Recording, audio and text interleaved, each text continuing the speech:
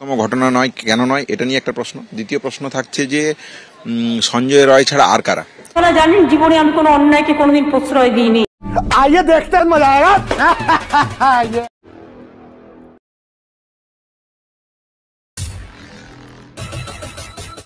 নমস্কার, আমি কৃষ্ণপদ অধিকারী। আমার ছোট্ট একটা ইউটিউব চ্যানেল আছে, চ্যানেলটার নাম don't care, Facebook page Krishna Krishna. আজকে যে বিষয় নিয়ে কথা বলবো, এই বিষয়টা সবাই আপনারা অবগত, কিন্তু আমি যে কথাটা বলবো সেই কথার সঙ্গে পৃথিবীর জনগণের কাছে আমি প্রশ্ন রেখে যাব যে আমার কথার মধ্যে আপনারা যেটা পেলেন সেটা সঠিক না ভুল।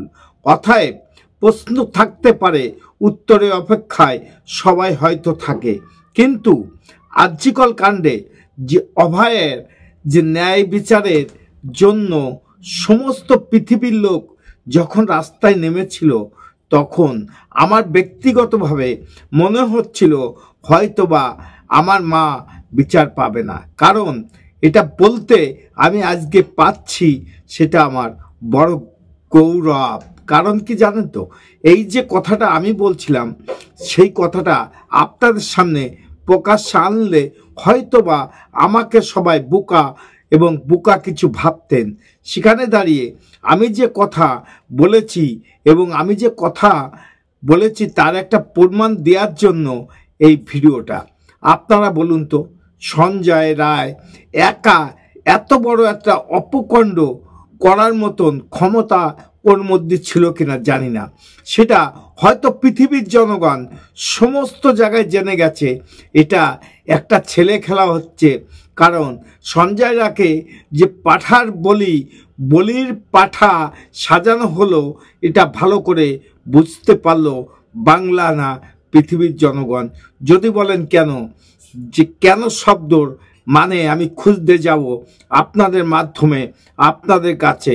জানি না আমার কথা আপনাদের কাছে কতটুকু গ্রহণযোগ্য হবে জানি না, কিন্তু যে কথাগুলো আমি বলছি সেই কথাগুলো অতি সোজা, অতি সঠিক। পীযূষ গোয়েল যে কথাটা বলেছিল, আসবো সেই প্রসঙ্গ।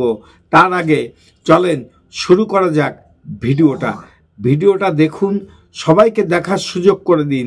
কারণ আমরাও জানি যে আমার মা ন্যায় বিচার পাবে না, পেতেও পারে না। যদি পেত তাহলে এইভাবে ওই সমস্ত আর্যিকলে ভাঙচুর হতো না, সিমেন্ট ধ্বংস করা হতো না। সেটা বাস্তব। পলাশ সব কিছু শেষ হয়ে গেল কিনা এই বাংলায় প্রশ্ন রেখে গেলাম। চলেন ভিডিওটা দেখি। না, সন্তুষ্ট নয়, বিরলতম ঘটনা নয়, কেন নয়, এটা নিয়ে একটা প্রশ্ন। দ্বিতীয় প্রশ্ন থাকছে যে সঞ্জয় রায় ছাড়া আর কারা? সেইটাকে তারা বিরলের মধ্যে বিরলতম বলে প্রমাণ করতে ব্যর্থ হলেন। সিবিআই এর তদন্ত প্রক্রিয়া, তাদের স্রথগতি ভূমিকা নিয়ে অনেক প্রশ্ন আগেও উঠেছে এবং হচ্ছে যে আমরা মনে করি তারা যে প্রতিশ্রুতি দিয়েছিলেন সাপ্লিমেন্টারি চার্জশিট জমা দেওয়ার, তারা এখনো পর্যন্ত দিতে যথেষ্ট দেরি করছেন। কেন দেরি করছেন? তথ্য প্রমাণ লোপাটের সঙ্গে যারা যুক্ত, বৃহত্তর ষড়যন্ত্রের সঙ্গে যারা যুক্ত এবং একাধিক ব্যক্তি যে যুক্ত আছেন, এটা আমাদের কথা আজকে আর নয়। সেন্ট্রাল ফরেন্সিক সায়েন্স রিসার্চ ল্যাবরেটরির তাদের রিপোর্ট হচ্ছে যে একাধিক ব্যক্তির ওখানে থাকার সম্ভাবনার কথা বলা হয়েছে। এমনকি ঘটনাটা ঘটেছে কোথায় সেটা নিয়ে পর্যন্ত আমরা এখনো কিন্তু পরিষ্কার করে সদুত্তর কিছু পাইনি। বিচারকরা শিলবন্দি খাম যখন সিবিআইয়ের কাছ থেকে পেয়ে চমকে উঠেছিলেন যে আমাদের বিচারক জীবনে এই রকম বিভৎস ঘটনা ঘটেনি, এইসব দেখে আমাদের মনে হচ্ছে তাহলে কোনটা সত্যি? তাহলে এটা কি আদৌ সঞ্জয় রায়ের পক্ষে এত রেয়ারেস্ট অব দি রেয়ার ঘটনা শিহরিত হয়ে যেতে হবে একজন সিভিক ভলেন্টিয়ার, এটার পক্ষে সম্ভব? নাকি এটা একটা প্রাতিষ্ঠানিক খুন ছিল? আজকে যখন দোষীদের শাস্তি হোক এবং এমন শাস্তি হোক, শাস্তি মানে ফাঁসি হোক। আমরা রাজ্য সরকার ফাঁসির পক্ষে। এখন নানা ধরনের গুজো চারদিকে চলছে, মাল্টিপল লোক ইনভলভ আছে, কাউকে প্রোটেক্ট করার চেষ্টা করা হচ্ছে, 3 জনের সিমেন্ট পাওয়া গেছে, all kinds of stories are floating. These are rumors, we have told them. They also had these queries ki 2 জনের সিমেন্ট কি 3 জনের সিমেন্ট আছে,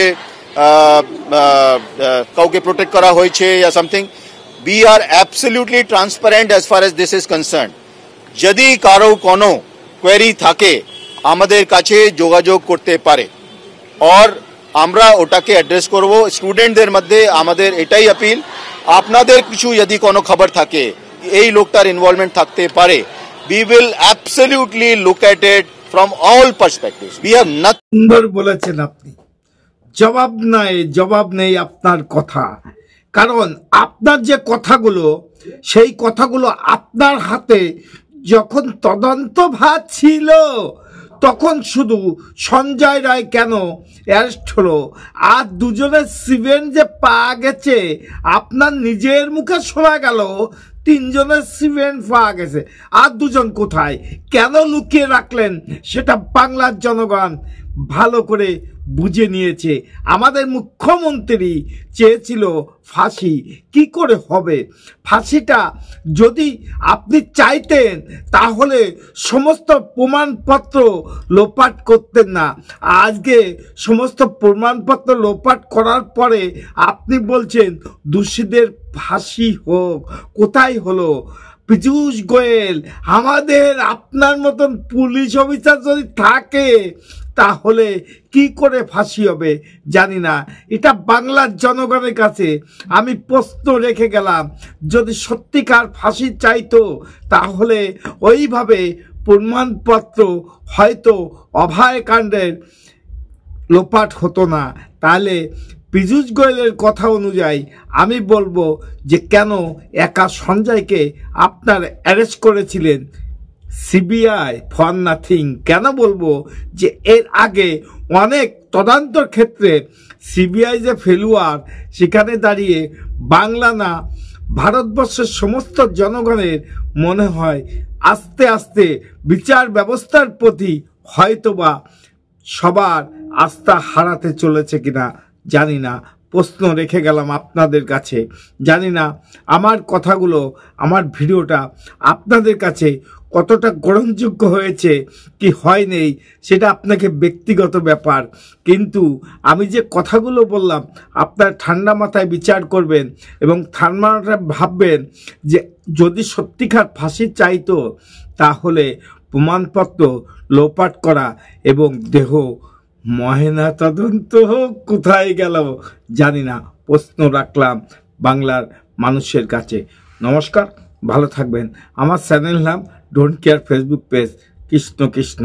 আগামী দিনে একটু আশীর্বাদ করে যান যাতে করে আপনাদের মাধ্যমে আপনাদের কাছে থাকতে পারি, এবং চ্যানেলটা সাবস্ক্রাইব করুন, পেজটা ফলো করুন। নমস্কার, টাটা। Madam, when sorry.